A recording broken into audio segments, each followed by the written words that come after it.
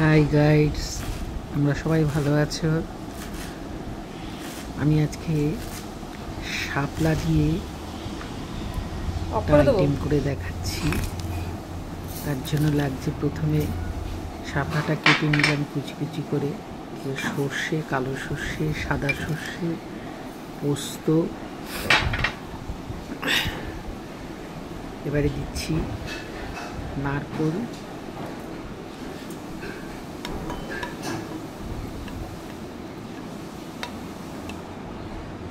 এবারে দিচ্ছি কাঁচা লঙ্কা কুচি। আপনারা আপনাদের টেস্ট অনুযায়ী ঝাল দেবেন। আর এখানে কিছুটা পরিমাণ মতো চিংড়ি মাছ দিয়ে নুন দিয়ে এবারে এটা পেস্ট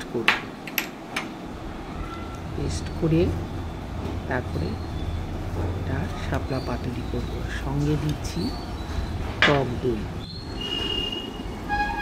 পেস্ট করে নিলাম। এবারে শাপলাটা যেটা কুচিয়ে নিয়েছি সেটা হাতে আলতো করে মেখে নিচ্ছি। তার কারণ হচ্ছে শাপলাটা একটু নরম হয়ে যাবে। হাতে ভালো করে চটকে নিচ্ছি। নিয়ে এবার একে একে উপকরণগুলো দেব। প্রথমে দিচ্ছি রসুন বাটা দিচ্ছি। এবারে মিক্সিতে যে মশলাটা করেছি, সর্ষে, পোস্ত, নারকোল, চিংড়ি, টক দই, সেই পেস্টটা শাপলার মধ্যে দিয়ে দিলাম। খেয়ে দেখবেন বন্ধুরা, ভাতের সাথে, গরম ভাতের সাথে খুব টেস্টি খেতে। ভালো লাগলে কমেন্ট করবেন।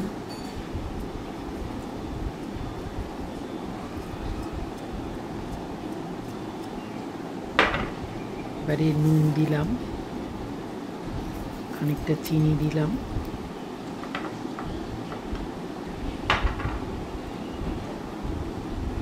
এবারে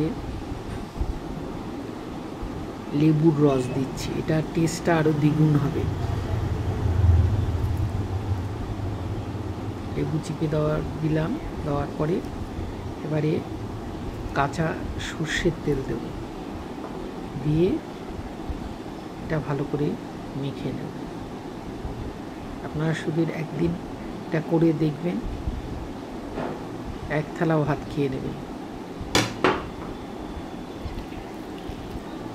ভালো লাগলে আমায় কমেন্ট করবেন, কোথা থেকে করছেন জানাবেন, আমার ভালো লাগবে।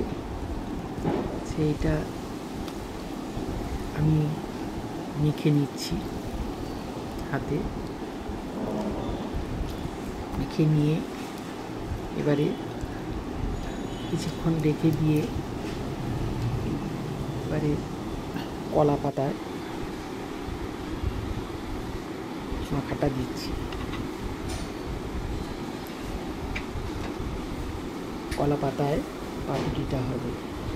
একটা করে গোটা চিংড়ি মাছ দিয়ে দিচ্ছি। তো পেস্টে চিংড়ি মাছ বাটা দিয়েছি, আর এখানে একটা করে গোটা দিচ্ছি, আর কাঁচা লঙ্কা দিয়ে আবার উপর থেকে কাঁচা তেল দিয়ে দেব, লেবুর রস দিয়ে দেব। দারুণ টেস্টি। শুধু একবার করে দেখবেন, খেয়ে দেখবেন। ভালো লাগলে আমার পাশে থাকবেন।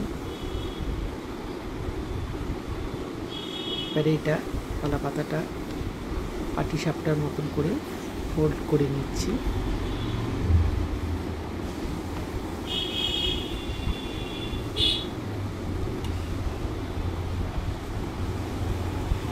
এবারে এটা ফোল্ড করে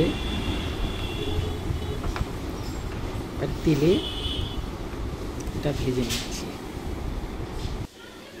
আমি সাদা তেলে ভাজছি, আপনারা সর্ষের তেলেও ভাজতে পারেন।